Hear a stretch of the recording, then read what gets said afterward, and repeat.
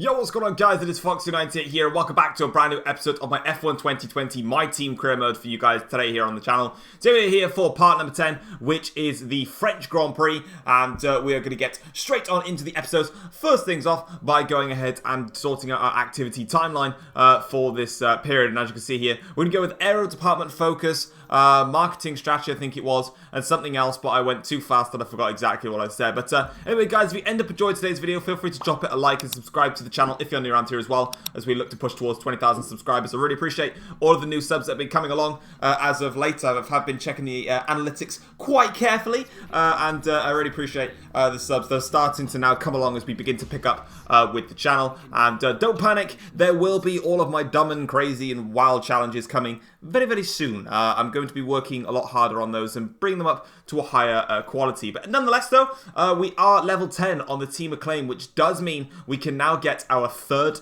sponsor for our car. And I had a look at some of them, and in the end, I believe I do go with A plus F that I was on. But I was having a look at them, and obviously quite a lot of their objectives were quite difficult. Now, I do understand that obviously I've been winning a couple of races recently. So from now on, I'm going to be racing on 105 AI. Normally I've been running on around about 102, 103 maybe, or even 101 if I've been seriously struggling.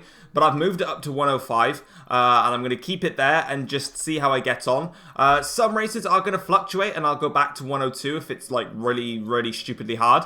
And then other races where I can see already from practice it's quite easy, I'll bump it back up to 105. So that's how we're going to work things out for now. And like I said before, it's nice because I'm just having a lot of fun just chilling out playing the game and making the videos. So yeah, from now on it'll be on 105. So we'll see how that goes, and yeah, move on from there. But for now, we're going to go have a look. And again, I was having a look at all these sponsors, and some of them, like I said, were pretty big ones, and we would be able to use these sponsors when we actually get, you know, the best car on the grid, like achieve the fastest lap in any session. That was sort of actually quite, you know, tempting, because I could just lower the difficulty down to like 10% AI and just do it. But I was sort of like, that's really cheesy. So I decided to sign with AF, which is to basically qualify in the top 10. So we've had a few Q3 appearances in the past. So we're going to have a nose at that and see what we could do. Driver market-wise, I was having a look and seeing how they're all coming up at the moment. Of course, we have got the driver market coming up very, very soon for the Austrian Grand Prix, as we look to see who we may be able to sign. I think it's after the Austrian Grand Prix that we get to have a look around. So I was having a look at the drivers, seeing, you know, what they were costing, and just getting a nice little understanding for where they were at price-wise. So you can see them all here as I scroll through them. You can see Russell 6 mil, Latifi 3.75 mil, etc. And then as you can see, the car livery wise, we're now going to go ahead and change the sponsors so that we can put them on the car. So obviously, the initial one that we had before is no longer there because we got rid of it. So we've now got DSB Optics there on the engine cover. This Pinite one, I decided to put AF there. I think it just suited that one a bit more with the Pinite one. Leaving that one on the rear wing, I think I did. And then lastly here, I think I went ahead and put the DSB Optics there. Because it actually looks like a very, very nice sponsor overall in general. So as you can see now, this is what the car looks like. And also we've now got the AF sponsor on the halo as well. And we'll be able to see when we get into qualifying. It actually looks much, much nicer. I kind of prefer it, you know. Yeah, I'm cool with that. But let's go straight into the race weekend then and see how we can get about. So we're going to go into qualifying now. Before we do that, let's have a look at the R&D tree here. So we've got a couple of upgrades on the way, a major chassis upgrade coming for the weight reduction there. Yeah, we're kind of, you know, holding ourselves in there. We are losing track a little bit as the development race gets that much tougher. So we will need to take that into consideration when we move on into the rest of this season. But for now, I think we're doing okay. And of course, now we're going to get on with it into qualifying. So then into our first lap in Q1, and we're now pressing onwards. And the worrying sign was, here's Alex Albon. He was about like 2 seconds behind me at a stage, and he just flew up to the back of my gearbox. And yeah, we were 0.6 of a second behind Kevin Magnussen in the Haas car, which was showcasing to me that the French Grand Prix was not going to do me kindly. My second flying lap in Q1, my only other lap in Q1, I believe was an improvement, but it was only marginal. You can see by about 1/10 and a half. We are gaining on the exit, so we definitely got a better exit off the corner. But as we cross the start-finish line now, yeah, we are going to be down in P20 for the French Grand Prix, fully solidifying that here in France, we do not have the pace. Yeah, the French Grand Prix last year for the AIs was ridiculously stupid and hard. And this time around, I thought maybe we could potentially, bring something to the table here. But obviously not. Carlos Sainz there with a 5-place grid penalty that he'll need to take for McLaren. But for me, it didn't quite go to plan. We weren't very, very quick. And as you can see, I believe Jack Aitken didn't get through either. No, none of us got through. But he out-qualified me by 0.4 of a second. So, yeah, shout out to Aitken for doing that. But obviously, not a great qualifying session for us there.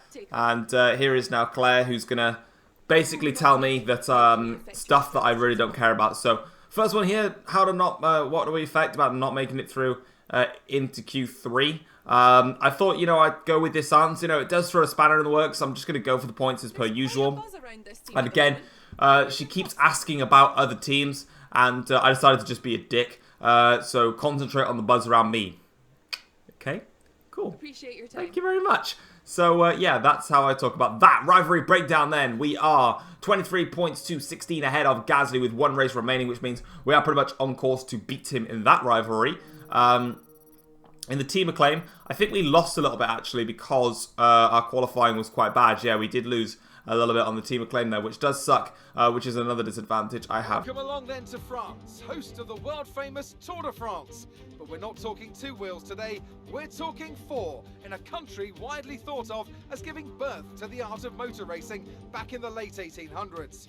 We've come a long way since then, and you're about to find out how far. It's time for the French Grand Prix. 6 lefts and 9 rights give us a total of 15 corners here at the Circuit Paul Ricard, and a lap covers an overall distance of 3.6 miles. Average speeds will be somewhere in the region of 142 miles per hour, and they'll be maxing out on the Mistral Straight at around 205 miles per hour. Alongside me to discuss all the action today is Anthony Davidson. And thanks for joining us, Ant. Tell me, you were down in the pit lane earlier. How do you think the track conditions are today? Well, the surface looks clean enough, but I'm a little bit worried about the track temperature. It's pretty cool out there, which could give some teams difficulties when it comes to keeping their tyres in the right operating window. The cars out there that work their tyres hard and really put a lot of energy through them, they'll be the ones that are better off.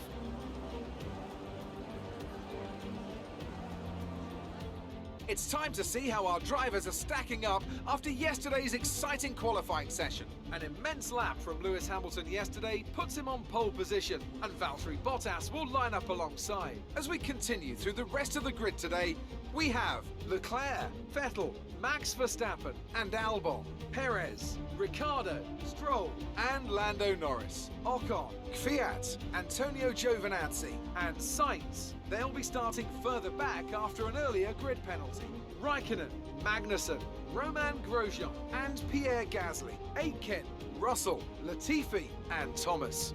It's almost time for the lights to go out, so let's head down to the track and get this Grand Prix underway. Alright then, so as you can see, we are here on the grid now for the start of the French Grand Prix, and we're going to be doing the one-stop strategy to try and bring ourselves into play, starting on the medium compound tyres and then going to a set of the hard tyres to the end of the race. And I decided to put a bit more fuel in the car because I'm somebody that likes to use a little bit of my power here. So we're on the grid now. Oh yeah, by the way, I took a grid penalty. Forgot to mention that. 5 lights, lights out, away we go. Let's do this. As we go on to the start then for what was a pretty decent getaway, I think, actually, from ourselves here. We got past the Williams car now. Jack Aitken there going very defensive in towards turn 1. He then switches to go bound to the outside line. So we'll take the inside line then into the first corner and get past Aitken, and a couple of AlphaTauris and some Haas in there as well, as we now breeze down the straight here with one of the AlphaTauris really putting us under pressure now. I think it's Kvyat actually that is causing us some issues as we now go in towards the end of the first sector here. We get past the AlphaTauri and then also the Haas car as well in here, and then try and dive it down the McLaren and also the Alfa Romeo as well. Literally taking places straight off the bat here at the start of the French Grand Prix, trying to make up for our dismal qualifying session. And I forgot to say this, obviously, because I didn't actually show it in the other video. I did change my power unit completely. I put a brand new power unit in. Whenever I get knocked out of Q1, I just put a fresh power unit in, because why the hell not? And as we can see, going on to the end of the straight here, we get very close to the back of Danny Kvyat. So the AlphaTauri that we overtook earlier was actually Pierre Gasly, not Kvyat. So my bad on that one, but it is what it is, as we now try and pressurize the AlphaTauri man with Kimi Raikkonen in behind with Giovinazzi here, trying to go for an attack now on one of the other cars. But lap 4 of the Grand Prix now, and we start to set ourselves into the Grand Prix quite nicely here. only one problem. We were not that quick. So yeah. We were having some problems in this Grand Prix. Kimi Raikkonen now is coming up towards the back of us here, and he's got a great run on the exit here with the Alfa Romeo, and he's clearly turned up that ERS. I decided, what's the point in turning up my ERS? I just let him through. Straight away, I was very much struggling to get the car working around Paul Ricard. Sainz now tries to go down the inside here, but we're going to cover off the inside line just about from Carlos Sainz there and compromise his strategy even further now as he's stuck in P16, completely out of position for the McLaren man, but lap 5 of the Grand Prix now, and Raikkonen still 7 tenths ahead, so we're sort of, you know, half-heartedly sticking with him, but automatically that gap's already gone up to a second, and by the time we get to the DRS zone, we're just about going to be in range. By half a tenth then, we nick DRS off Kimi Raikkonen, but he's already breezing off into the distance. Sainz now just used everything he had to breeze past us as well, and yeah, more disappointment as we're dropped down to 16th place now in this French Grand Prix. And yeah, I think I show it later on in the video, but there is a clear reason. There's a clear reason why we're struggling. As we're now onto the back of Sainz here. I could have used my ERS to come back at Sainz again, but he was just that much quicker. He actually overtook so many other cars here. So onto lap 6 now of the Grand Prix, and we're now fighting in P12 now, and Gasly is the next man behind us, and he of course is our rival so far, so I really want to do my best to try and keep my position against Gasly now. Gasly is going to go to the inside line now, in towards the chicane here, and he's going to make it stick now, and goes in towards the chicane and just breezes past us there, and drops us down into 13th place now, as a lot of the cars that started on the soft tyres make their stops now. But for me though, I'm not going to give up this attack on Pierre Gasly just yet. I've let all the other cars through, and it's boring, so now we're going to go for some fighting here as we go down the inside of Pierre Gasly, making that move stick. I'm forcing him out wide onto the curb there, and we make that move stick back on Gasly and retain P12 in the Grand Prix. Like I said, you know, I was getting bored of waiting around and letting drivers through because I couldn't keep up, so I thought I'm going to fight them. Now, I think, oh, I didn't show it there, damn it. Basically, the big reason for why my pace was so poor was my tyre temperatures were uncontrollable. I really couldn't control my tyre temperatures here, as Gasly now is trying to go for another attack here down the inside. We have to fend that one off there from Pierre Gasly, but yeah, yeah, it was the tyre temperatures that will really cost me dearly. Lap 10 of the Grand Prix now, and you can already see the understeer that we've got in the back of the car now as we really struggle to get acceleration now, and I decided to call for an early stop and get onto the hard compound tyres, get away from all the action that was happening out front. And yeah, basically it was a major setup error that I did to the car. I didn't adjust the tyre pressures enough. Now basically, the lower the tyre pressures are on the game, the less temperature that you're going to have in the tyres. And unfortunately, that was something that I forgot to do. And here at Paul Ricard, the tyre temperatures, I could not manage them. Now, don't get me wrong, the pace at the moment is just not good enough anyway, but it just meant that I couldn't push as hard as I probably could have. Because my tyre temperatures were so low, it affected my braking. I had horrible understeer, and yeah, overall, it just really didn't work for us. So, unfortunately, I've had to make an early stop for the hard compound tyres. As you can see, my car flinging away over on that side. Now we're on to lap 14 of the Grand Prix here, and we've got Pierre Gasly coming onto the back of us once again now. But we still find ourselves in front now as we go in towards the end of the middle sector. Start of the final sector, but Gasly here gets a great run though through this part of the section. Tries to dive it up the inside, very similar to what Sainz did at the start of the Grand Prix, but we can cover that one off there. It's a nice bit of defensive driving, and now that gap is back up to half a second here. But clearly, Gasly desperate to find a way past me here, and I'm pretty much ruining his race right now by just not being able to allow him past. But like I said, he's my rival, so why would I? As we now go on to lap 16 of the Grand Prix, again through this section here. It looks like Gasly's just got a much better run through this section, but again, we can cover it off. We take the wide line this time. This time is a little bit too wide through there, and Gasly tries to have a look down the inside, but again, we just do not let him through, and we close the door, and we can crack on with our own race here, really hampering Pierre Gasly's drive today. And from my perspective, that's absolutely fine, as we're in P13 now of this Grand Prix. Lap 17 of the race. We're now into P11 as all the stops have really finally unfolded, and we've got a little bit of a queue of cars behind us. That forms of Gasly, Grosjean, Ricciardo, and then the two racing points are slowly but surely making inroads on us now. But as we can see here, we're now going to go defensive versus Pierre Gasly. Gasly has that DRS and he's going to use it and go towards the outside line of the chicane here, but again, we're going to be using our brakes to perfection here as we brake nice and early to start with, and then allow the car to brake a little bit more to roll it through in towards the chicane, and we do just that there to defend against Gasly. And we really are now trying our hardest to defend this position, because if any of the drivers in the top 10 drop out of the Grand Prix for whatever reason, we will be the first man to capitalise and get ourselves into the points. Unfortunately, it's going to be the only way that we're going to get points in today's race, but that's completely fine. So we just need to hold our position now. So on to lap 18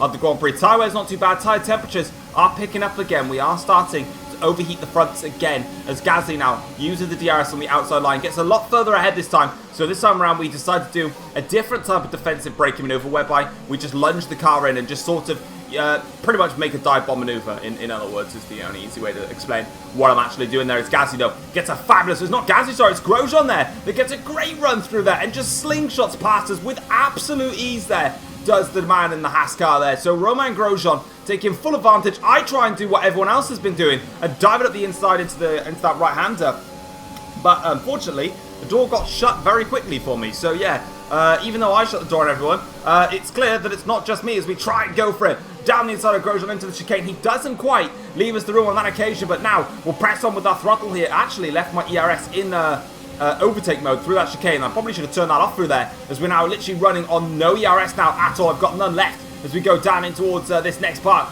of the corner. Grosjean goes nice and defensive, but will this time try the inside line. We're a little bit closer this time to go for it. I'll just accelerate, drop the car brake-wise, just to allow Grosjean to stop with the switch back there, and we retake P11 of the French Grand Prix. And like I said, we're in prime position now, once again, to reclaim a position if anyone in the top 10 drops out. But unfortunately, onto lap 27 of this French Grand Prix, that was not the case. Unfortunately, nobody dropped out of the Grand Prix, which does mean, as we round the final corner here, it's been a very tough and frustrating French Grand Prix, but we're going to come across the line to take P11, which is the best I possibly could have done, and pretty much exceeded expectations for this Grand Prix.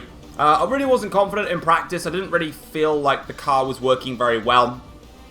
In qualifying, was quite evidential as we were not quick at all. So I took the penalty, obviously. We do get driver of the day, which I guess is a consolation, but I never really call it a consolation from my perspective if we don't get anything out of it. And then, yeah, during the race, like I said, I just couldn't push as hard as I probably could have.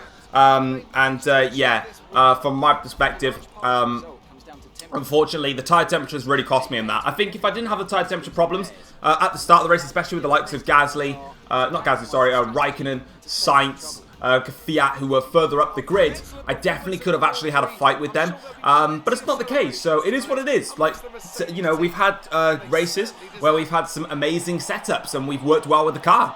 And this was an example of it today. In previous races, go back to, what was it?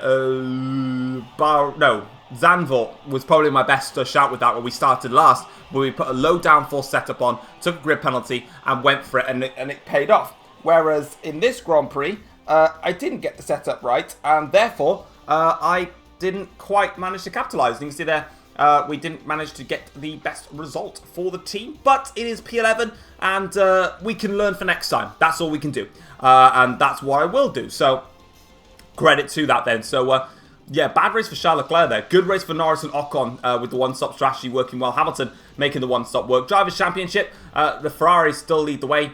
We are there next in line behind the two Mercedes cars. Still in front of the Red Bulls and the McLarens and everyone else. So we're having a fantastic season so far, and I'm really enjoying myself. So that's the main thing, of course. In the Constructors' Championship then, we're a P4 with 106 points. Only a few behind the Red Bull cars. Shout out to that motorbike that just flew past. Yeah, it's Claire now is going to give us a little bit of an interview here. So, yeah, first of all, we gained a lot of position during the race. We actually did all of that, really, at the start, and the power unit really, really helped us out there. She then goes on to say that we looked in control of the car, and I just decided to obviously praise the team for this one and get the team acclaim up. And then, obviously, Pierre Gasly talking about that rivalry. So, yeah, I decided to put that we were both pushing, because he's not really been a thorn on my side, because I'll be perfectly honest with you, he really hasn't affected my races. That's really the only time I've really had to actually fight him.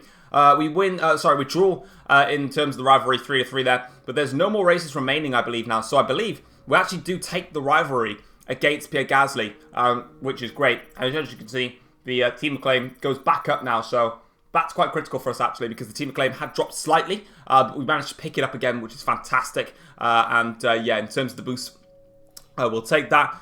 We didn't qualify P10 or higher, so we didn't get the extra bit of money in there. But we also do get quite a lot in general, so we can take that. and be strong with it and move on. We're now up to 4.41 million, and I am going to be saving this now till the end of the Austrian Grand Prix, where the contract negotiations will come into play. After that, I'll find out what driver I want to sign, whether that's re-signing Aitken or getting another driver in, and then we'll look to then progress. Definitely going to need to look at progressing towards getting all the resource point bonuses in, because development race-wise, we're slacking a little bit. It's harder for me to actually get upgrades on rather than it is to just wait for the upgrades. R&D points are definitely a lot harder to get this year, in my opinion. So we need to focus on that, which we will. But yeah, that's all we're going to do. And as you can see then, we have got a new sponsor renewal that we could do. I just went ahead and renewed it. Kind of didn't actually think about that, to be honest. I just went ahead and did it, but hey ho, it is what it is. It was to achieve a top 12 finish in the race, which is a fair goal anyway for us to be trying to achieve. But anyway, guys, if you have enjoyed today's episode of my F1 2020 My Team Career Mode video, be sure to drop it a like. That'd be absolutely awesome. And subscribe to the channel if you've not yet subscribed already. It will really help me out as I try and push towards 20,000 subscribers by the end of the year. And yeah, I don't think I make any upgrades in this episode. I don't have the resource points to do it. So yeah, I will see you guys next time. Take care all. Peace.